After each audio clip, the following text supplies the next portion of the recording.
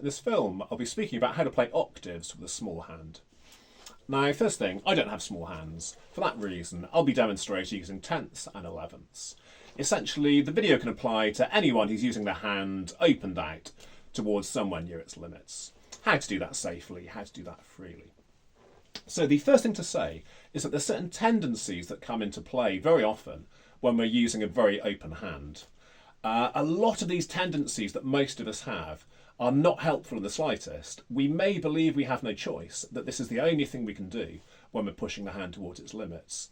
However, in reality, a lot of these things actively work against us and make it much more difficult. You may even find, after trying the stuff I show you, you may find you can actually reach a note further than you thought was possible. Now, the strongest one of these tendencies to start from is the high wrist. A lot of people with very small hands are absolutely convinced the only way they can play octaves is to take the wrist up high. So first thing to say is a high wrist is not necessarily a bad thing. There's a film of Cifra playing the Black Keys study by Chopin, and in the octaves at the end he looks something like this.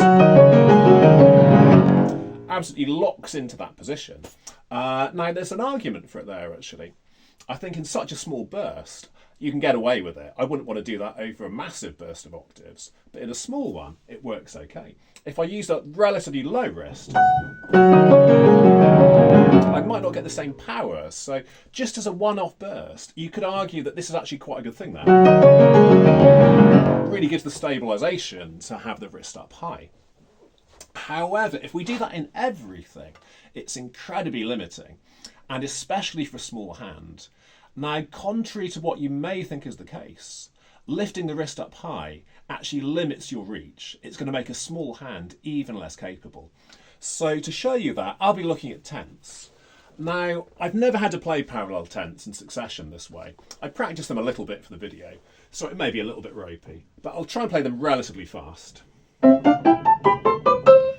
Now, I have to keep my wrist down to do that. If I try that with a high wrist, I can't actually play them at all. It's so hard not to get stuck in the cracks. I'll try it a little bit. This is a genuine, sincere attempt. If I have to hold it up high, I just smudge everything. I can't do it. I've got to be low in the wrist so I can get on the edges of the keys. Still a bit rubbish, but see, it's either that or nothing. I couldn't even begin to do it with a high wrist. Okay, so I'll show you in close-up now the things you need to make sure of. Before we go back to anything that can be done relatively fast, we'll look at larger intervals which you can just about strike safely at the absolute limit of the hand's reach. Now, I'm on a 12th at the moment. I had to cheat actually before I started filming. I can't do that. I have to use the other hand to pop the keys down. Even if I put one down first, I can't quite add the other one on. I'll hit the crack by there. But what you can see is I was right on the edge of the keys. Now to play the interval I can strike genuinely of an 11th, it's basically exactly the same thing. See how I'm barely touching those keys at all, only just on them, but I can still strike it cleanly. Now, the tendency a lot of people have that makes their hands smaller is that they feel they're supposed to play deeper into the keys, which you really don't want to be doing. It links to high wrist, by the way. If the wrist is high, the problem with that specifically is that it's very hard to access that part of the key without connecting to the next door key as well. So what we have to do is get the wrist low enough that we're only touching one key properly, and then you can strike the keys cleanly. Now, the other stuff to add to that is the arch of the hand as well.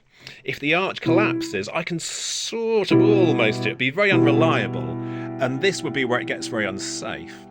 Very often, this is what we associate with smaller hands, the idea that you have to go into these collapsed positions in a high wrist. I know it feels that way, but I assure you again, it's absolutely not true you must do this just because your hand is small. If anything, the smaller your hand, the more you should try to avoid that kind of thing. Now, I'll show you what you have to do, surprisingly, is come back inwards. Rather than be in the mindset, my hand is small, I can barely reach this, so I'm going to reach out as far as I can. You have to be in the mindset, flatten the hand first, by all means. Basically, just flatten everything into a line like this. Very low arch, but then you've actually got to grow the arch to play.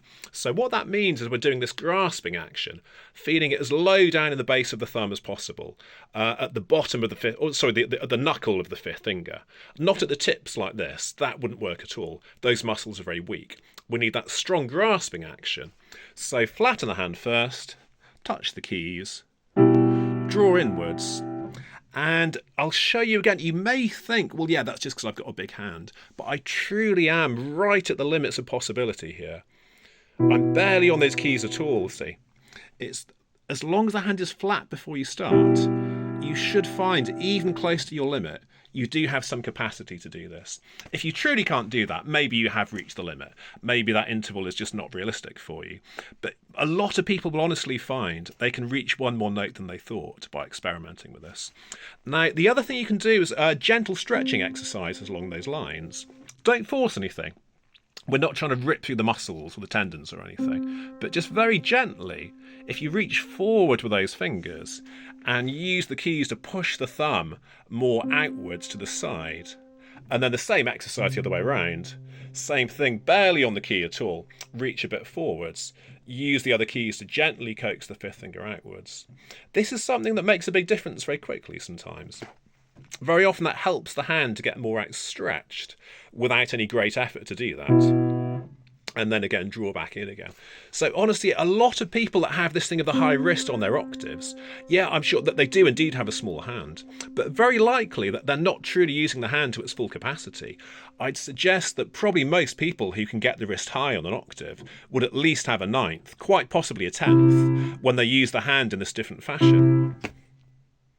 So that was how to access individual chords that really do go towards the limit of your outright possibility.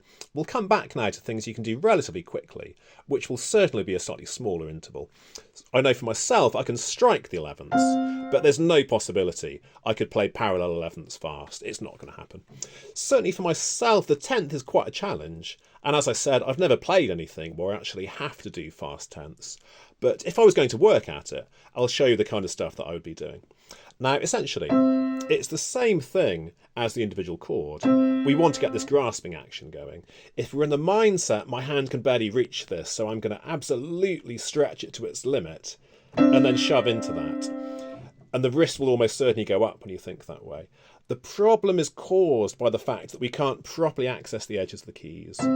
So honestly, if you're playing octaves and your wrist goes up like this, and you think that's all you can do, I assure you, no matter how strong that feeling might be, that you can actually find a much better approach if you can just get the wrist down. I know we all want to do this, we all want to shove to get the power, but if we can take that away and just learn to grasp like this, I'll come back to the tenths for myself.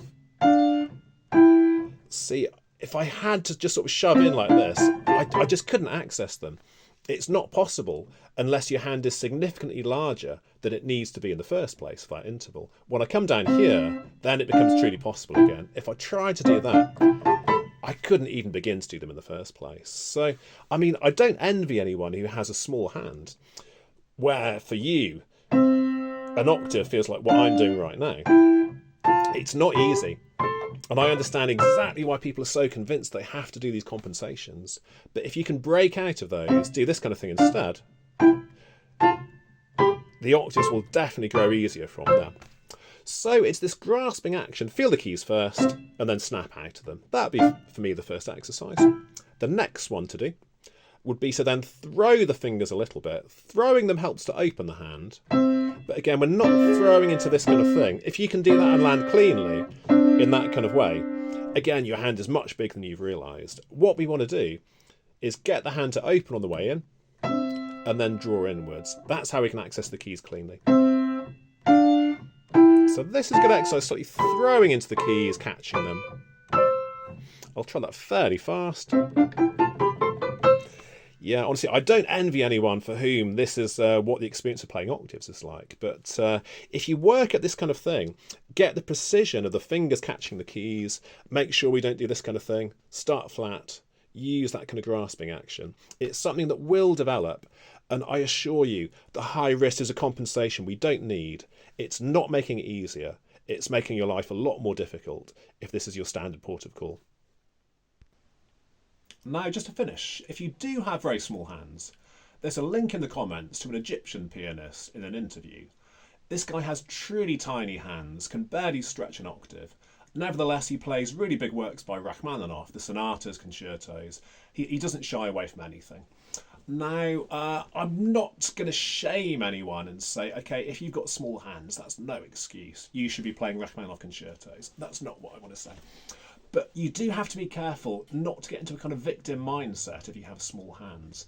It's very easy to say these sort of habits I have are things that people with small hands have to do. There's no other choice and I can't work any other way.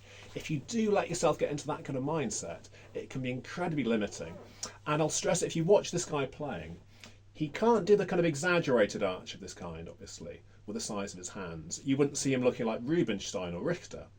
But if you look very carefully when he's making this massive sound in the sonata, you can see he never lets the bridge of his knuckles give way completely. What he does, he's got that grasping built into it. So it doesn't produce such an exaggerated position as you would see with a very large hand. Nevertheless, it stops the hand working under duress in this kind of squashed manner, which we normally associate with small-handed pianists. So I've got to stress, if you are in a position where you end up like this when you play your octaves, and you're saying, yeah, but I've got a small hand, that's just what small-handed pianists have to do. Honestly, it's not actually true.